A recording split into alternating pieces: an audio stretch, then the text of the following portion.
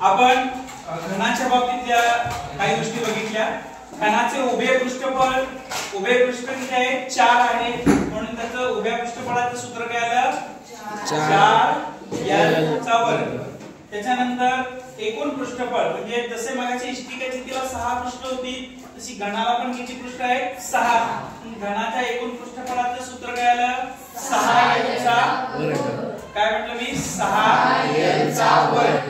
आणि घनफळ म्हणजे त्या घनाचा एकूण घनफळ आहे, भरीव भाग आहे, त्याचं सूत्र काय येणार l चा घन। हे घन लक्षात आलं का तुमच्या? आता आपण जे भाग बघितलाय उजळणीचा तो बघू आपण। वृत्तचिती या शब्दाचा अर्थ आहे ही जी बाटली आहे ही या वृत्तचितीच्या आकाराची आहे।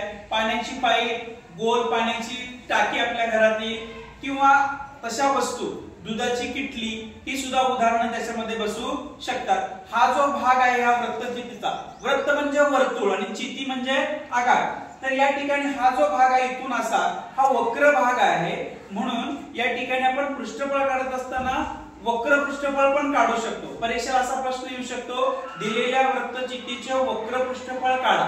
मग त्यासाठी सूत्र काय आहे 2πr(h) हे सूत्र आहे। मी मगाशी तुम्हाला म्हटलं त्याप्रमाणे या वृत्तचितीमध्ये असा हा चौकोनाचा भाग दिसतो, म्हणजे या ठिकाणी चितीचा आकार आहे, म्हणून त्याचं सूत्र लिहिताना आपण 2πr असं घेतलेलं आहे।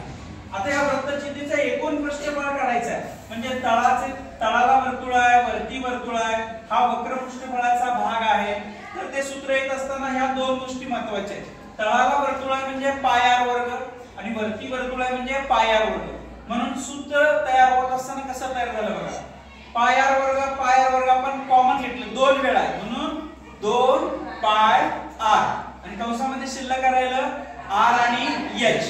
r म्हणजे काय वर्तुळाची त्रिज्या आणि h म्हणजे काय वृत्तचितीची उंची।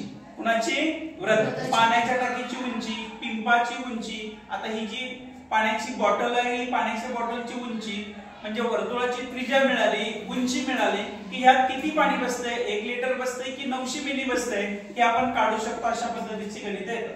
आता घनफळ म्हणजे काय, ही बाटली रिकामी नाही तर ही भरलेली आहे, म्हणजे भरलेल्या बाटलीचं आपल्याला भरलेल्या पाण्याच्या टाकीचं घनफळ काढायचं आहे आणि घनफळासाठीचं सूत्र काय आहे πr वर्ग h।